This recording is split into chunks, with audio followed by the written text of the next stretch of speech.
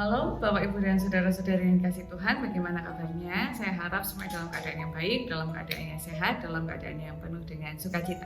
Hari ini kita akan bersama-sama mengawali hari dan pekan yang baru dengan merenungkan firman Tuhan. Tetapi sebelumnya mari mempersiapkan hati dan pikiran kita di dalam doa. Mari kita berdoa. Terima kasih Tuhan untuk setiap cinta kasih yang Tuhan berikan kepada kami. Sungguh kami bersyukur karena Allah melimpahkan begitu banyak kasih, Allah melimpahkan begitu banyak cinta bagi kami. Dan pada hari ini kami akan bersama-sama merenungkan firman Tuhan. Kiranya Tuhan yang membuka hati dan pikiran kami supaya kami dapat melihat betapa besar cinta kasih Tuhan. Dan kiranya Roh Kudus menuntun kami supaya kami dapat melaksanakan kehendak Tuhan di dalam kehidupan kami. Terima kasih ya Tuhan, di dalam nama Tuhan Yesus kami berdoa. Haleluya. Amin. Ya, Bapak Ibu dan Saudara-saudari yang kasih Tuhan, renungan kita pada hari ini berdasarkan Yeremia pasal 36. Yeremia pasal 36 ayat yang pertama hingga ayat yang ketiga. Yeremia pasal 36 ayat yang pertama hingga ayat yang ketiga yang berbunyi demikian. Dalam tahun yang keempat pemerintahan Yoyakim bin Yosia Raja Yehuda, datanglah firman ini dari Tuhan kepada Yeremia, bunyinya: Ambillah kitab gulungan dan tulislah di dalamnya segala perkataan yang telah kufirmankan kepadamu mengenai Israel, Yehuda dan segala bangsa. Dari sejak aku berbicara kepadamu, yakni dari sejak zaman Yosia sampai waktu ini.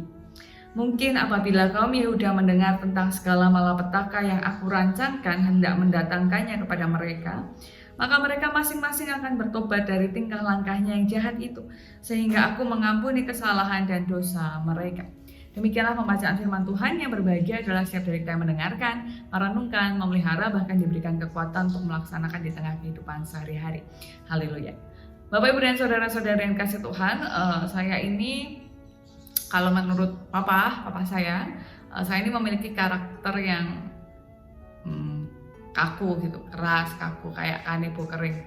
Ya saya mengakui sih, ya jadi ya begitu. Nah, dan ini kebetulan ya memang menurun dari papa sendiri ya, karena sejak saya remaja saya sering sekali berdebat begitu dengan papa, yang kalau mau dibilang diskusi juga nggak juga ya, mungkin dia berdiskusi tapi kalau orang lain yang mendengarkan ya mungkin itu bukan diskusi lah, itu berantem gitu kan.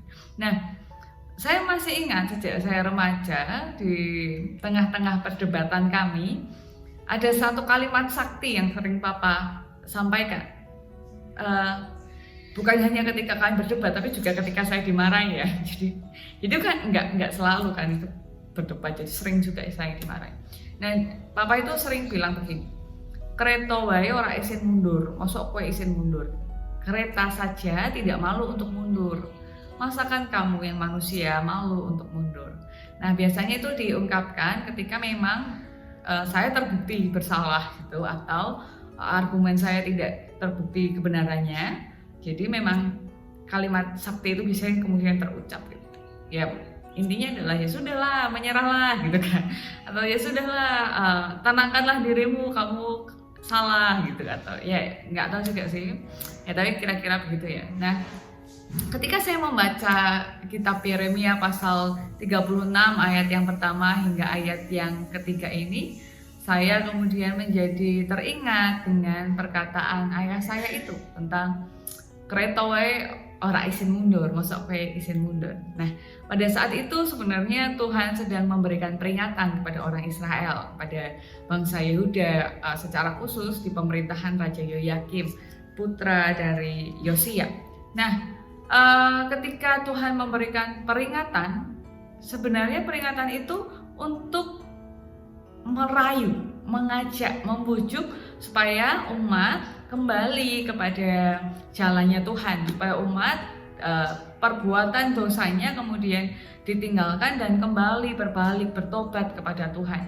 Dan ini sebenarnya adalah ajakan yang mengharukan, karena Tuhan bilang kepada Yeremia, tuliskanlah semuanya yang sudah dikatakan oleh yang sudah dikatakan sejak zaman Yosia sampai sekarang tentang malapetaka yang akan dihadapi oleh bangsa itu ketika mereka tidak juga kembali kepada Tuhan. Nah, dan Tuhan di ayat yang ketiga bilang mungkin kalau mereka mendengar tentang malapetaka yang sudah Tuhan rencanakan untuk didatangkan kepada mereka sebagai hukuman, mereka akan bertobat dan kembali kepada Tuhan. Jadi Tuhan ini mengupayakan banyak cara untuk menyelamatkan umatnya dari dosa, dari kesalahan, supaya mereka kembali ke jalan Tuhan, supaya mereka kembali ke jalan yang benar. Jadi salah satu caranya adalah dengan mengingatkan mereka tentang konsekuensi jika mereka terus melakukan dosa. Dan Tuhan sudah menggarisbawahi bahwa kalau mereka bertobat, Tuhan akan mengampuni mereka. Jadi ini bukan sebuah ancaman yang hanya sekadar menakut-nakuti atau bahkan untuk mengancam bahwa pokoknya kamu akan dihukum, enggak. Tapi ini sebenarnya adalah sebuah tawaran. Ini loh, kamu akan mengalami penderitaan, malapetaka kalau kamu tetap seperti ini, dan ayo bertobat yuk, nanti diampuni kok dosanya, Tuhan akan mengampuni dosa-dosanya begitu. Jadi nggak akan ada lagi malapetaka itu. Nah, tapi bagaimana responsnya umat pada saat itu? Bagaimana respons Raja Yoyakim pada saat itu? Ketika raja menerima gulungan yang dituliskan oleh Baruk yang jadi Yeremia diminta oleh Tuhan untuk menulis, tapi Yeremia minta tolong Baruk yang menulis dan Yeremia yang berkata-kata gitu ya. Jadi ya tetap dari Tuhan ke Yeremia, tapi yang nulisnya Baruk. Nah, setelah Yoyakim menerima gulungan itu, dia baca dan dia begitu marahnya tentang segala hal yang buruk gitu kan, bahwa ya kerajaannya bisa mengalami kehancuran dan lain-lain, dan ya dia nggak suka begitu. Dan ketika itu dia dan banyak pemimpin lainnya sedang duduk di dekat perapian, dan setelah dia marah, dia baca dia marah, dia lempar gulungan itu ke perapian, dan dia minta supaya semua gulungan yang lain yang dituliskan juga untuk dibawa supaya dibakar. Nah, uniknya adalah sebenarnya ada beberapa orang yang mencegah gitu, atau ya jangan dibakar, itu kan tulisan tetap berasal dari Tuhan, jangan dibakar gitu kan.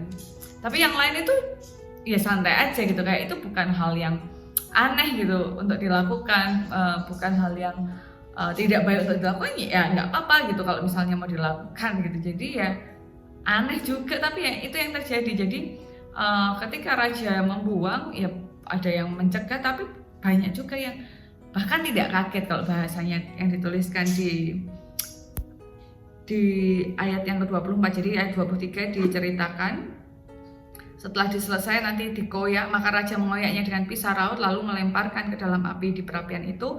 Lalu yang ayat 24, baik raja maupun para pegawai yang mendengarkan segala perkataan ini, seorang pun tidak terkejut dan tidak mengoyakkan pakaiannya. Jadi ketika mereka mendengar bahwa mereka akan mendapat hukuman, kalau di budaya bangsa Israel kan kalau seperti itu tuh biasanya mereka mengoyakkan jubahnya, pakaiannya, dan kemudian menangis meratap memohon ampun pada Tuhan gitu, karena mereka akan mengalami penderitaan. Jadi orang Yahudi itu kalau sedang mengalami penderitaan itu biasanya memang mengoyakkan jubahnya, menangis, meraung-raung seperti itu. Tapi mereka enggak, mereka santai aja. Jadi ya sudah, terus dibakar ya sudah gitu kan. Jadi enggak terkejut, enggak gimana ya. Biarlah gitu kan. Nah, hal ini sangat ironi gitu, betapa firman Tuhan, betapa perkataan Tuhan itu dianggap sebagai sesuatu yang sepele di dalam kehidupan mereka, betapa aturan-aturan Tuhan yang sudah dilanggar, peringatan-peringatan Tuhan, bahkan cinta kasih Tuhan itu dianggap sebagai hal yang sepele, dan kalau menyakitkan hati ya sudah, buang saja. Nah, Bapak Ibu dan saudara-saudari yang dikasih Tuhan, Alkitab ini isinya adalah firman Tuhan yang ya dituliskan berisi tentang kehendak-kehendak Tuhan, dan ada waktunya isinya ini akan bertentangan dengan kehendak kita, karena kita kan manusia. Bertentangan dengan apa yang anggap kita baik, apa yang kita anggap menyenangkan, apa yang kita anggap patut untuk kita perjuangkan. Dan mungkin dalam beberapa ayatnya, dalam beberapa kisahnya ini menjadi sebuah teguran bagi kita. Nah, mari belajar dari kisah yang tadi barusan kita baca. Tidak perlu kita menjadi sama seperti Yoyakim yang kemudian menjadi marah, yang kemudian menjadi menyepelekan firman Tuhan, tetapi justru mari kita merefleksikan. Itu mungkin adalah salah satu wujud cinta kasih Tuhan untuk menegur kita supaya kita tidak jatuh ke dalam penghukuman, penghakiman yang lebih menyiksa, yang lebih menyakitkan. Maka Tuhan pakai semua itu untuk mengingatkan kepada kita jalan yang benar, untuk mengingatkan kepada kita hal-hal yang baik yang untuk kita lakukan, karena Tuhan mencintai kita, karena Tuhan mengasihi kita. Jadi Alkitab ini berisi tentang firman Tuhan, berisi tentang perintah Tuhan, kehendak Tuhan, tetapi juga berisi tentang cinta kasih Tuhan. Ya, Tuhan kan mau supaya kita ini tidak menderita, mau supaya kita ini tidak mengalami penghakiman atau penghukuman. Tuhan pengennya itu manusia bersama-sama dengan Tuhan dalam sukacita dan keabadian. Jadi ketika ada teguran di sana sini, ya itu sebenarnya bukan karena Tuhan tidak menyayangi kita, tapi justru karena Tuhan menyayangi kita. Jadi ketika kita mendengarkan hal itu, ketika kita sedang ditegur, ya nggak usah malu buat mundur, gitu kan? Karena kereta aja nggak malu buat mundur, masa kita malu mundur dan berbalik kepada Tuhan. Jadi selamat menjalani kehidupan Bapak Ibu, selamat berbalik untuk kembali pada Tuhan. Mari kita berdoa. Kami bersyukur Tuhan untuk cinta kasih yang Tuhan berikan pada kami, dan ampuni kami jika kami tidak bisa dengan sempurna melihat betapa besar cinta kasih Tuhan di dalam kehidupan kami, dan kiranya Tuhan yang memampukan kami untuk menjadi anak-anak yang berjalan bersama dengan Tuhan, berjalan di jalan Tuhan. Dan jika kami melanjutkan tanggung jawab kami, melakukan aktivitas kami, kiranya Tuhan yang menolong kami supaya semuanya seturut kehendak Tuhan. Apapun yang kami ucapkan, apapun yang kami lakukan, semuanya memancarkan cinta kasih Tuhan. Dan kiranya Tuhan menjadikan kami sesama bagi saudara-saudara kami yang saat ini sedang membutuhkan pertolongan. Terima kasih ya Tuhan, seluruh kehidupan kami hari ini, pekan ini, kami serahkan ke dalam tangan kuasa Tuhan. Di dalam nama Tuhan Yesus Kristus, Juru Selamat kami yang hidup, kami berdoa. Amin. Ya, demikian Bapak Ibu yang dapat saya sampaikan, kiranya dapat menjadi hal yang baik bagi kita semua. Sampai bertemu di pertemuan yang berikutnya. Tetap taati protokol kesehatan, jadi ini semua belum usai. Jadi tetap taati protokol kesehatan. Lalu bagi Bapak Ibu yang lansia, yang saat ini diutamakan untuk mendapatkan vaksin booster, ya bisa ini ya mencari tahu di mana bisa mendapatkan vaksin booster kalau memang sudah lebih dari 6 bulan, supaya bisa meningkatkan kekebalan tubuh karena memang pandemi belum berakhir. Lalu ya tetap semangat, tetap menjalani kehidupan dengan cinta kasih Tuhan. Sampai jumpa, Tuhan Yesus memberkati. Sampai jumpa.